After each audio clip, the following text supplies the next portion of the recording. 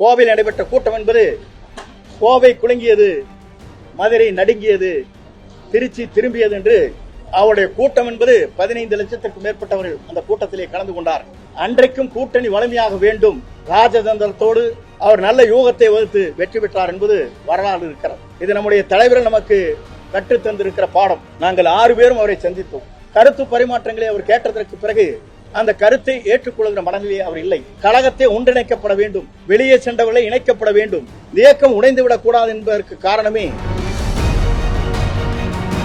யார் இந்த மனநிலையே இருக்கிறார்களோ ஒருங்கிணைந்து செயல்படுத்துவதற்கு நாங்கள் அனைவரும் தயாராக இருக்கிறோம். அது மட்டுமல்ல, இவருடைய வெற்றி பயணம் என்பது இதற்கு முடிவு வந்தால் மட்டும்தான் அந்த வெற்றி பயணத்தை நான் கலந்து கொள்வேன்.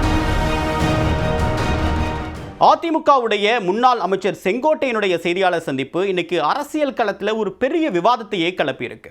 அவர் செய்தியாளர் சந்திப்பில் நேரடியாக குறிப்பிட்ட விஷயம் என்ன, மறைமுகமாக அவர் சொல்ல வருவது என்ன அப்படின்றத பார்க்கலாம். செங்கோட்டையன் கடந்த சில மாதங்களாகவே அதிமுக தலைமையோடு ஒரு நல்ல ரேப்போல இல்லை, ஒரு நல்ல உறவில் இல்லை அப்படின்ற தகவல் தொடர்ச்சியாக இருந்துச்சு. இதுக்கு 2 காரணங்கள். ஒன்று, அத்திக்கடவு அவிநாசி திட்டத்தின் போது நடைபெற்ற பாராட்டு விழா எடப்பாடி பழனிசாமிக்கு நடந்துச்சு. அந்த பாராட்டு விழாவின் போது முன்னாள் முதலமைச்சர்கள் எம்ஜிஆர் ஜெயலலிதாவுடைய புகைப்படங்கள் இடம்பெறவில்லை என்று தன்னுடைய அதிருப்தியை முதல்ல வெளிப்படுத்தினார். அதனால் நிகழ்ச்சியில் பங்கேற்கல அப்படின்னு சொல்லிட்டு. அதற்கு பிறகு அதிமுக சட்டமன்ற உறுப்பினர்கள் கூட்டத்துக்கு அழைப்பு விடுக்கப்பட்ட நிலையில் அவர் போகலை. இதற்கு இடைப்பட்ட நிலையில் அவர் பாஜகவுடைய தலைவர்களை டெல்லியில் சந்தித்து பேசுகிறாரு. அந்த பயணத்திற்கான பின்னணி என்ன அப்படின்ற நிறைய சந்தேகங்களும் நிறைய யூகங்களும் கிளம்பிச்சு. அதற்கு பிறகு அதிமுக பாஜக கூட்டணி அமைந்த பிறகு அவருடைய கருத்தில் எந்த விதமான வெளிப்படைத்தன்மையும் இல்லை. அதை பற்றி அவர் எதுக்கும் பேசலை. அதிமுக தலைமை குறித்தோ அல்லது அந்த கூட்டணி தொடர்பாக எதுவும் பேசலை. இந்த நிலையில தான் இப்போ இந்த செய்தியாளர் சந்திப்பு நடந்திருக்கு. இந்த செய்தியாளர் சந்திப்பில் அவர் வீட்டிலேருந்து புறப்பட்டதுலேருந்து எல்லா இடத்துலையுமே அரசியல் இருக்குது. ரொம்ப ஒரு பக்காவான ஒரு ப்ரெஸ் மீட்டை நம்ம பார்க்க முடிஞ்சது. ஒரு நேர்த்தியான அரசியல், முதிர்ந்த அரசியல் தலைவருக்கு உண்டான ஒரு செய்தியாளர் சந்திப்பை திட்டமிட்டு வடிவமைக்கப்பட்டதை பார்க்க முடிஞ்சது. என்னென்ன இந்த செய்தியாளர் சந்திப்பு எங்கே நடந்தது? கோபிச்செட்டிப்பாளையத்தில் இருக்கக்கூடிய அதிமுக அலுவலகத்தில் தான் இந்த செய்தியாளர் சந்திப்பு நடந்துச்சு. இந்த செய்தியாளர் சந்திப்புக்கு வருவதற்கு முன்னதாக எப்போவுமே தன்னுடைய காரில் வரக்கூடிய செங்கோட்டையன் இந்த மாதிரி ஒரு பிரச்சார வாகனத்தில் வரார். அதாவது தொண்டர்களை பார்த்து கையசைத்து தன்னுடைய பலம் என்ன, என் தொகுதியில் இருக்கக்கூடிய செல்வாக்கு என்ன அப்படின்றத உணர்த்தக்கூடிய வகையில் தான் அவருடைய பயணமே இருந்துச்சு. அலுவலகத்திற்கும் அவருடைய வீட்டுக்கும் ஏறக்குறைய 3 கிலோமீட்டர் தொலைவு இருக்குது அப்படின்னா இந்த பயணம் அப்படின்றது அவருடைய வலிமையை உணர்த்துவதாக தான் இருந்துச்சு. அது மட்டுமா இல்லை, அவருடைய வாகனத்துடைய முன்பக்கத்தில் அண்ணா, எம்ஜிஆர், ஜெயலலிதா இந்த 3 பேருடைய புகைப்படங்கள் தான் இடம்பெற்றது. தன்னை ஒரு தீவிர அதிமுக விசுவாசியாக, அதிமுக தொண்டராக தன்னுடைய தலைவர் யார் என்பதை உணர்த்தக்கூடிய பர்பஸில் தான் இந்த புகைப்படங்கள் வைக்கப்பட்டிருக்கிறதா நம்மளால் புரிஞ்சிக்க முடியுது. அதற்கு அடுத்ததாக இந்த செய்தியாளர் சந்திப்பு அப்படின்னு தொடங்குது. இந்த செய்தியாளர் சந்திப்புடைய தொடக்கத்தில் அவர் என்ன சொல்கிறார்? அதாவது தன்னுடைய சீனியாரிட்டி எங்கேருந்து தொடங்குது? எம்ஜிஆர் ஆட்சி காலத்திலிருந்து இந்த கட்சி தொடங்கப்பட்ட பிறந்து நான் எவ்வளவு சீனியர் மெம்பர் அப்படின்றத மறைமுகமாக உணர்த்துறார். அதாவது அதிமுகவுடைய பொதுக்குழு கூட்டம் நடந்தப்போவே பொருளாளர் பதவியை நான் வகித்தேன். 1977 எம்ஜிஆர் என்னை கூட்டு பாராட்டினார். அந்தளவுக்கு செல்வாக்கு மிக்க இடத்துல ஒரு சீனியர் மெம்பர் நான் அப்படின்றார். எம்ஜிஆர் மட்டும் கிடையாது, ஜெயலலிதா ஆட்சி காலத்திலும் தன்னுடைய சீனியாரிட்டியை முன்னிலைப்படுத்தி அவர் பல விஷயங்களை குறிப்பிட்டார். அவர் வருஷத்தங்களை குறிப்பிட பேசும்போது அவர் எப்போ இருந்து கட்சியில் இருக்கேன், கட்சியில் எப்போ இருந்து முக்கியமான இடத்துல இருக்கேன், முக்கிய பதவிகளில் இருக்கேன் அப்படின்றதையும் மறைமுகமாக அவர் யாருக்கோ சொல்ல விரும்புகிறார். என்ன காரணம்? இதுக்கு நம்ம நேரடியான பொருள் பெறக்கூடிய வகையில் புரிஞ்சுக்கிட்டோம் அப்படின்னா 1977 அதிமுக பொதுக்குழு கூட்டத்தில் பொருளாளராக இருக்கார் அப்படின்னா எடப்பாடி பழனிசாமி அவர்கள் 1989 தான் முதல் முறையாக சட்டமன்ற தேர்தலில் எம்எல்ஏ வராரு. ஆனால் செங்கோட்டையன் 1977 சத்தியமங்கலம் தொகுதியில் போட்டிக்கிட்டு இருக்காரு. ஸோ இந்த டிஃப்ரென்ஸை தான் அவர் மறைமுகமாக சொல்ல வர்றார். அதுக்கு அடுத்ததாக செங்கோட்டையனுடைய அடுத்த செய்தியாளர் சந்திப்பில் கவனம் பெற்ற விஷயம் என்ன அப்படின்னா, கட்சியுடைய தொண்டர்களுடைய கருத்து என்னவாக இருக்குது? நாம் தொடர்ச்சியாக தேர்தல்களை சந்தித்து வரும், ஆனால் தேர்தல் நம்ம வலிமை என்ன அப்படின்றத பார்க்க முடியுது. ஆனால் தொண்டர்கள்கிட்ட ஒரு சுணக்கம் இருக்குது. இந்த சுணக்கத்திற்கு காரணம் என்ன? கட்சியில் முக்கிய பொறுப்புகளில் இருந்தவங்க நிறைய பேர் விலகி இருக்காங்க. அவங்கள மீண்டும் கட்சியில் சேர்க்கணும். ஒற்றுமை தான் பலம். நம்ம எவ்வளவு வியூகம் வகுத்தாலும் கட்சியினர்கிட்ட தொண்டர்கள்கிட்ட ஒரு சுணக்கத்தை பார்க்க முடியுது அப்படின்றத மீண்டும் மீண்டும் சொல்கிறார். இதன் மூலமாக கடந்த தேர்தல்களில் எவ்வளவோ வியூகங்கள் அமைச்சும் நம்மளால் வெற்றி பெற முடியல. இந்த தோல்விக்கான காரணம் என்ன அப்படின்னா, நம்ம வியூகம் மட்டும் பத்தாது, நம்மளுடைய பலமும் பத்தாது, கூடுதலாக பலம் வேணும். நமக்கு செல்வாக்கு மிக்க தலைவர்கள் அந்தந்த பகுதிகளில் தென் மாவட்டங்களில் குறிப்பிட்டு அவர் சொல்கிறார். தென் மாவட்டங்களில் செல்வாக்கு மிக்க தலைவர்கள் நம்முடன் இல்லாததன் காரணமாக தான் தென் மாவட்டங்களில் நம்மளுடைய வெற்றி அப்படின்றது பறிப்போகுது அப்படின்றார். இதன் மூலமாக மறைமுகமாக சசிகலா, ஓபிஎஸ் போன்றவர்களை மையப்படுத்தி இவர் பேசுகிறார். அது மட்டும் இல்லை, கட்சி எந்த வகையிலும் பின்னடைவை சந்திச்சிடக்கூடாது அப்படின்னு சொல்லிட்டு பல தருணங்களில் நான் நிறைய தியாகத்தை பண்ணியிருக்கேன். அதுக்கு ஒரு உதாரணம், 2 வாய்ப்பு எனக்கு கிடைச்சிது. அந்த 2 வாய்ப்புகள் அவர் வெளிப்படையாக சொல்லலை. ஆனால் அந்த 2 வாய்ப்புகள் நம்மளால் புரிஞ்சிக்க முடிகிறது. கூவத்தூரில் முதலமைச்சராக யாரை தேர்வு செய்வது அப்படின்ற ஒரு கேள்வி எழுந்தப்ப அந்த ஆப்ஷனில் செங்கோட்டையனும் இருந்தார். ஆனால் எனக்கு தான் அந்த பதவி வேண்டும் அப்படின்னு சொல்லிட்டு அவர் எந்த விதமான ஒரு பெரிய டிமாண்டையும் வைக்கல. அதன் காரணமாக இபிஎஸ்க்கு அந்த வாய்ப்பு போச்சு அப்படின்னு சொல்லிட்டு நிறைய பேர் சொல்லியிருக்காங்க. அதை மறைமுகமாக குறிப்பிடுறாரா அப்படின்ற ஒரு கேள்வி. அதற்கு பிறகு அண்மையில் இவர் பாஜகவுடைய தலைவர்களை டெல்லியில் போய் சந்தித்தார். அந்த சந்திப்புக்கு பின்னால் என்ன இருந்தது, அவரிடம் என்ன பேசப்பட்டது, பாஜக ஏதாவது ஆப்ஷனை அவர்கிட்ட கொடுத்தாங்களா, இல்லை இவர் ஏதாவது ஆப்ஷனை பாஜக முன்பாக வைத்தாரா அப்படின்ற ஒரு கேள்வி எழுது. இந்த அதிமுக பாஜக கூட்டணியை விமர்சிக்கல அவர். இந்த கூட்டணி முன்பே அமைந்திருந்தால், 2024 மக்களவைத் தேர்தலுக்கு முன்பே அமைந்திருந்தால் நாம் 30க்கும் அதிகமான தொகுதிகளை ஜெயிச்சிருக்கலாமே, நான் இது அப்போவே சொன்னனே அப்படின்ற ஒரு அடிக்கோடிட்டு சொல்கிறார். ஸோ இதன் மூலமாக அதிமுக பாஜக கூட்டணி அமைஞ்சதை அவர் ஏற்றுக்கொள்கிறார். இன்னொரு பக்கம் இப்போ வரக்கூடிய தேர்தலில் அதிமுக பாஜக கூட்டணி அமைந்ததையும் அவர் ஏற்றுக்கொள்ளக்கூடிய வகையில் தான் அவருடைய அணுகுமுறை அப்படின்றது இருக்குது. ஆனால் அண்மையில் அதிமுகவிலிருந்து வெளியேறின அன்வர் ராஜா, முன்னாள் எக்ஸ்-எம்பி, இப்போ திமுகவில் இருக்கார். அவர் என்ன சொல்கிறார் அப்படின்னா, அதிமுக பாஜக கூட்டணியை விமர்சித்து தான் அவர் வெளில போனார். ஆனால் செங்கோட்டையனுக்கு அதிமுக பாஜக கூட்டணி மீது எந்த விதமான விமர்சனமும் இல்லை அப்படின்றத நம்மால் புரிஞ்சிக்க முடியுது. அதை அவர் வரவேற்கிறார். ஸோ இப்படிப்பட்ட சூழ்நிலையில் கிரவுண்டில் கூட்டணி அமைஞ்சாச்சு. இந்த கூட்டணி அப்படின்றது இப்போ மக்கள்கிட்ட கொண்டு போய் சேர்க்கக்கூடிய பணியில் அதிமுக பொதுச் செயலாளர் எடப்பாடி பழனிசாமி ஈடுபட்டிருக்கார். ஆனால் இவ்வளவு நேரம் நடைபெற்ற ப்ரெஸ் மீட்டில் செங்கோட்டையன் அவர்கள் எடப்பாடி பழனிசாமி பேரை எந்த இடத்துலையுமே அவர் குறிப்பிடலை. அதற்கு மாறாக அதிமுக பொதுச் செயலாளர் அப்படின்றதோடு நிறுத்திக்கிறார்.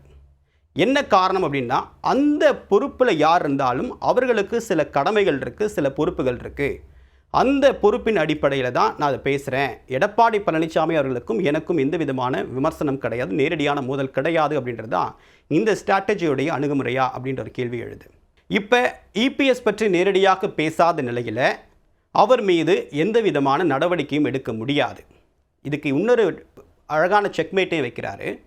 இதே கருத்து எனக்கு மட்டும் இல்லை, 2019 2024 இந்த தேர்தல் தோல்வி அப்படின்றதப்ப நமக்கு அதிமுகவுக்கு ஒரு பின்னடைவு தான். 2024 மக்களவை தேர்தல் முடிஞ்ச பிறகு நாங்கள் போயிட்டு இபிஎஸ் அவர்களை சந்தித்தோம். அது நான் மட்டும் சந்திக்கலை, நிறைய சீனியர் மினிஸ்டர், ஃபார்மர் மினிஸ்டர்ஸ் போயிட்டு கூட சேர்ந்தா சந்தித்தோம். மொத்தம் 6 பேர். அதில் நத்தம் விஸ்வநாதன், தங்கமணி, வேலுமணி, சிவி சண்முகம், கேபி அன்பழகன், இவங்க எல்லாமே அதிமுகவுடைய முக்கிய தலைவர்கள். இவங்க எல்லாமே ஒன்றாதான் போய் சந்தித்தோம் அப்படின்னு சொன்னது மூலமாக இந்த கருத்து எனக்கு மட்டும் கிடையாது, அதிமுகவில் இருக்கக்கூடிய ஏன் மேற்கு மண்டலத்தில் இருக்கக்கூடிய செல்வாக்கு மிக்க இபிஎஸ் உடைய வலது கை இடது கையாக பார்க்கப்படக்கூடிய வேலுமணி, தங்கமணிக்கே இதே நிலைப்பாடு தான் இருக்குது. அவங்களும் கட்சி வலிமை பெறணும், அதற்காக பிரிந்திருக்கக்கூடியவர்களை ஒன்று சேர்க்கணும் அப்படின்ற நிலைப்பாட்டில் அவங்க இருக்காங்க. 2024 தோல்விக்கு பிறகு நாங்கள் பேசணும் அப்படின்றத சொல்கிறார். ஸோ இதன் மூலமாக தனக்கு மட்டும் அந்த நிலைப்பாடு கிடையாது, மற்றவர்களுக்கும் அதே நிலைப்பாடு தான் அப்படின்னு சொல்கிறார். ஆனால் இந்த கருத்துக்களை ஏற்கக்கூடிய நிலைமையில் அவர் இல்லை அப்படின்றதையும் செங்கோட்டையன் புள்ளி வச்சு அதுக்கு ஸ்ட்ரெஸ் பண்ணுறார்.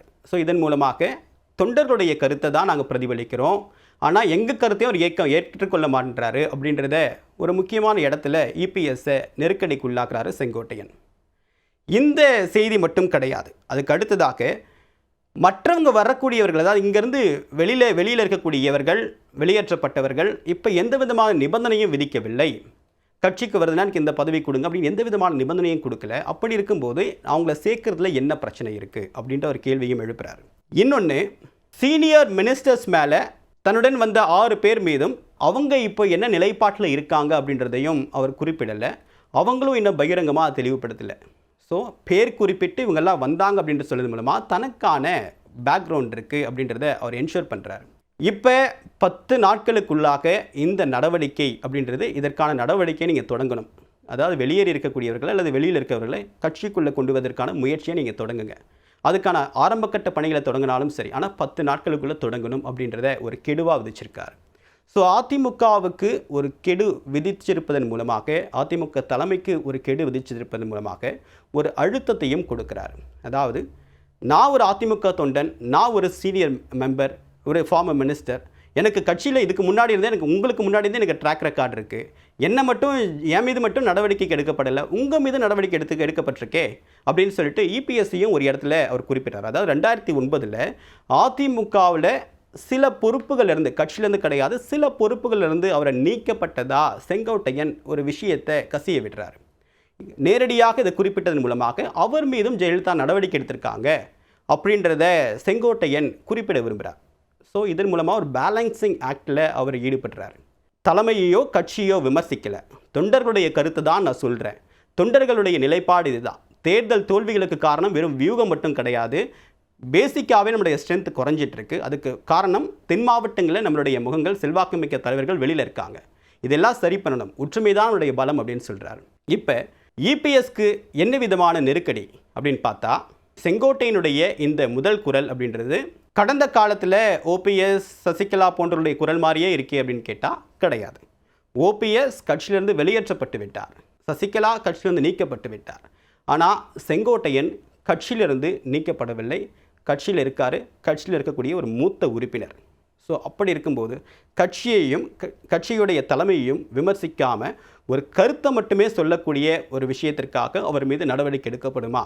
அவர் மீது நடவடிக்கை எடுக்கப்பட்டால் உடன் வந்த 6 பேர் மீதும் நடவடிக்கை எடுக்கப்படுமா அப்படின்ற அடுத்தடுத்த கேள்விகளுக்கு இந்த செங்கோட்டையனுடைய நகர்வு இடம் அடிச்சிருக்கு. ஸோ அதே நேரத்தில் பாஜக தலைமை, அதாவது கடந்த முறை ஏப்ரல் மாதம் அதிமுக பாஜக கூட்டணி அமைந்தப்ப அமித்ஷா ஒரு கருத்தை சொன்னார். அதாவது ஓபிஎஸ் பற்றி, சசிகலா பற்றி எழுப்பப்பட்ட கேள்விக்கு அது உட்கட்சி விவகாரம், அதில் நாங்கள் தலையிட விரும்பலை அப்படின்னு சொன்ன நிலையில் இன்றைக்கி செங்கோட்டையனுடைய ப்ரெஸ் மீட்டுக்கு நேரடியாகவே நயினார் நாகேந்திரன் இது நல்ல விஷயம் தானே, இதை நான் வரவேற்கிறேன் அப்படின்னு சொல்கிறார். அவர் கடந்த காலத்தில் அதிமுக உட்கட்சி விவகாரமாக இருந்தது, இப்போ இன்றைக்கி அது வரவேற்கக்கூடிய விஷயமாக மாறியிருக்கு. இதுக்கு என்ன காரணம் அப்படின்னு பார்க்கும்போது, ஒரு பக்கம் டிடிவி தினகரனும் ஓபிஎஸும் என்டிஏ கூட்டணியிலிருந்து விலகியிருக்காங்க. அதிமுக பாஜக கூட்டணியை 8 மாதத்திற்கு முன்னதாகவே அமைத்து பிரச்சார களம் கன்றக்கூடிய இபிஎஸ் மக்கள்கிட்ட கொண்டு பேசக்கூடிய முயற்சியில் ஈடுபட்டிருக்காரு. ஒரு பக்கம் பிரச்சாரத்தை தீவிரப்படுத்தியிருந்தாலும் கூட எதிர்பார்த்த கூட்டணி இப்போ வரைக்கும் அமையலை, மாறாக கூட்டணியிலிருந்து சில கட்சிகள் வெளியேறாங்க. ஸோ ஒரு பெர்செப்ஷன் வைஸில் அதிமுக அப்படின்றது பலவீனம் அடையுதா அப்படின்ற கேள்வி எழுது. ஸோ அதற்கு வலு சேர்க்கக்கூடிய வகையில் தான் தென் மாவட்டங்களில், குறிப்பாக டிடிவி தினகரன் எப்போ கூட்டணியிலிருந்து வெளியில் போனார் அப்படின்னா, மதுரையில் ஒரு பிரச்சாரத்தை தொடங்குறப்ப தான் டிடிவி தினகரன் வெளியில் போனார். மதுரை மக்களுக்கும் அதை ஒட்டிருக்கக்கூடிய தென் மாவட்டங்களுக்கும் ஒரு விஷயத்தை டிடிவி தினகரன் சொல்கிறார். அதாவது தன்னுடைய ஆதரவு அவர் கிடையாது அப்படின்றத மறைமுகமாக அந்த வெளியேறல் அறிவிப்பு மூலமாக அவர் உணர்த்துறாரு. ஸோ இப்படிப்பட்ட சூழ்நிலையில தான் அதிமுகவுடைய பல முகங்கள், அதாவது கடந்த காலத்தில் அதிமுகவுடைய முகங்களாக அறியப்பட்ட ஓபிஎஸ் போன்றவர்களை கட்சியில் இணைக்கணும் அப்படின்ற குரலை செங்கோட்டையன் கட்சிக்குள்ளே இருந்தே சொல்லியிருக்கார். இதை இபிஎஸ் எப்படி கையாள போகிறாரு, கட்சிக்கு வெளியிலிருந்தும் உள்ளிருந்தும் வரக்கூடிய அழுத்தங்களை இபிஎஸ் ஒரு தலைவர், ஒரு பொதுச் செயலாளராக எப்படி அணுக போகிறார் அப்படின்றத பொறுத்திருந்து பார்க்கலாம்.